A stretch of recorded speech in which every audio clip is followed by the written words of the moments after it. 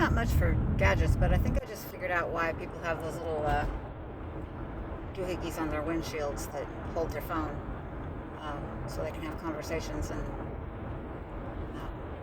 their phone's right there where they can easily see it. Anyway, that's an aside. I'm driving, obviously, and thinking, because that's what people do when they drive, and thinking about the world, the state of affairs, and how we're going to overcome our current difficulties and become better, stronger, peaceful, and loving people, because that's what I think about 24/7. And I was thinking about the reason why I think about it 24/7, and wondering, because I ask myself all the time if there's something wrong with me, because I can't think of anything else really for any extended period of time. And, I ask myself if there's anything wrong with me because, quite frankly, I'm more inclined to think that than I am to think that everybody else is wrong and everybody else is acting like everything is fine. And so I'm inclined to think there must be something wrong with me. But I keep going back and double checking the, information that I've read and the scientists that I've listened to, and it keeps adding up to the exact same thing, which is that,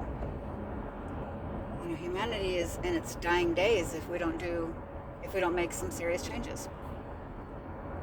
And because we've got too many catastrophic failures coming at one time, and at a time when our cooperation, our human cooperation, which has evolved over time, and evolved us over time, so that we would be cooperative, because that's the way that we've survived, and that's the way we will continue to survive. If we continue to survive, it's because it's a big gnarly world out there, and we're just little humans, and we can't do this by ourselves, and we think that we can, but we cannot. And so I'm in a state of almost just despondency sometimes, because I don't want this to happen, and I don't seem to have any ability to I was talking to my son about it a couple of years ago now, and he said, "Mom, nobody's going to listen to you." And I think I was a little miffed at first, because I thought that was kind of unkind. I mean, yeah, had been a parent, I'd been raising kids for 30 years or whatever, and it's really all I'd done. I have a little bit of college, so it makes sense that he would say that, and it's not that it's not true. It's just that it kind of missed the point, which was that if I determine that that's something that I'm here to do, is to say these words, then it's incumbent upon me to figure out how to make people want to listen to what I'm saying. That's the way it works. You can't force people to listen to you. You have to be compelling, and you have to say it so that they hear it, and so that they want to understand what you're saying, and so I appreciated him saying that, because for one thing, it proved that he's not codependent, and I don't want him to be. I tried really hard not to raise him to not be, because I was raised under those manipulative bullshit tactics, and I didn't like it. And so, but I thought, here's another little bit of evidence that I have not been showing up for my kids, because the thing is that the kind of person that I've always been is that, if I think I have a job to do, I'm going to do it the best way that I know how. And if I set out to do something, I'm going to figure out how to do it. So if I say that I will, make myself interesting or understandable, or whatever, brief, whatever I have to be, so that people will at least give it a think, then that's what I mean. I mean, what I mean is that I won't stop until I figure out how to accomplish that. And that's such a given about me that it surprised me that we were having that conversation. But when you basically put your personality in a drawer, because you don't know how to get along with the father of your children, and you just don't want to fight because you don't want your kids to be crazy, because of all that. Kids don't want to hear parents fight, and I just didn't want to. I just wasn't doing it.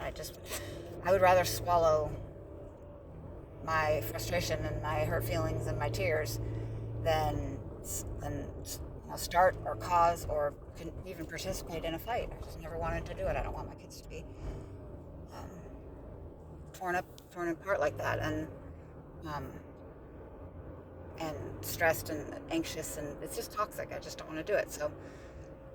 So I tried to get along, and when I figured out that I just literally don't have a flipping clue, because I think maybe we're both just really like set in our ways of thinking. I don't know. I don't know, but I think it's because we don't agree about a lot of things, and I just get I don't want to.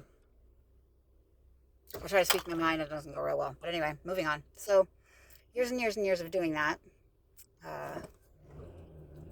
really takes a toll. And one of the effects that I've noticed is that I had to learn again. I had to learn who I was again, and what I think, and what I really think, and what I believe, and what I'll fight for. And I've been in the process of doing that. And so I'm not about to stop that process. And even though the world out there is a bigger, nastier beast, than anyone's husband, I'm not a coward. I'm not a punk. And I am an adult. And I have overcome extremely painful losses and bitter regret and personal failure. Of course, we never 100% get over or completely get over anything. I'm just saying, or overcome it. It's just I've learned the tools that work for me so that I can address the things that make me self-sabotage, etc., relationships, whatever. And for me, that's all it's taken, because I just methodically go about my life, cleaning up things that pop up and being as honest as I can possibly be. And that has completely reconnoitered everything. I mean, it's that's the key to confidence, the secret to confidence, the secret to effectiveness and everything else, because you know what you're capable of, and you know what you're worthy of, and you know what you're not. And so when you're being a piece of shit, you're being a piece of shit, and you don't expect yourself to be anything other than that. So you don't take on responsibilities, you don't step up, you don't, you know when you're messing up, and so you treat yourself like a mess up. So when you stop treating yourself like a mess up, then you stop living the life of a mess up. It's pretty simple. So the bottom line is that if we all just accepted our responsibilities and did our very best with them, we would all become much less fragile, if at all fragile. I don't really have a problem with that at all. The bottom line is that when you own your shit and you stop being a victim, you feel better about yourself. And so the opposite is true. Just imagine what I'm saying is the opposite is true. So if you're somebody right now who is getting your way because you have identified yourself as a victim, just know that you can only maintain that hold on people for so long. And when it goes like a rubber band, and it snaps back and snaps the shit out of you. I just know this from personal experience. It doesn't go well. One day you wake up and you're just however many years older, and you're more tired, and you have fewer resources at your disposal, and you've wasted all of that time being a victim, and you haven't been developing, and you haven't been gaining confidence, and you haven't been increasing your your reputation or your viability or your network, or your village. You haven't been enhancing your village, and so nobody's going to come for you, and it just doesn't work. It just doesn't work. You will be able to maintain this only as long as you have people by their short hairs, and as soon as you don't it's like having a tiger as soon as you don't have that tiger by the tail anymore, it is going to bite the shit out of you, and you are going to be older and less able to deal with it. And so what I suggest is that instead you just adopt an attitude of, I am going to overcome anything that tries to keep me down, and by doing that, I'm going to become the biggest badass that I can imagine. And then that way, you don't have to be mad at anybody. You don't have to, accept any crap from anybody. You don't have to, and then that way you're not turning other people into a bully, right? Nobody wants to be a bully. Nobody wants to be called a bully. Nobody wants to be called a lot of things, you know? Well, how about this? How about if we just stopped having all of these, they're very arbitrary lines, because I'm going to call myself this. I'm going to call myself black even if I'm half black. Um, and then I'm going to say that I've been a victim of this. And then because that's the thing right now, then the world's going to stop for me. And I'm going to make the best of it. And that's just toxic and everybody knows it. It's not okay if white people do it. It's not okay if anybody does it. It's not okay. We need to stop using our skin color to our advantage, because it's just skin color. It's the content of our character that matters in the end, because in the end, that's what you bring to the table. That's what you bring to the world. That's what either enhances the world or drags the world down into a pit. We're being dragged down into a pit right now by people who are only thinking about what they can get. They can get an advantage because they're this, that, or the other thing. This is going to blow up in our faces, and we are going to be screwed. And the internet that you're using now to cancel people and to cause all this trouble, you're not going to have it anymore, because there are not going to be enough competent people to keep all this shit running. So stop. All right? You're one human. We're all just one human.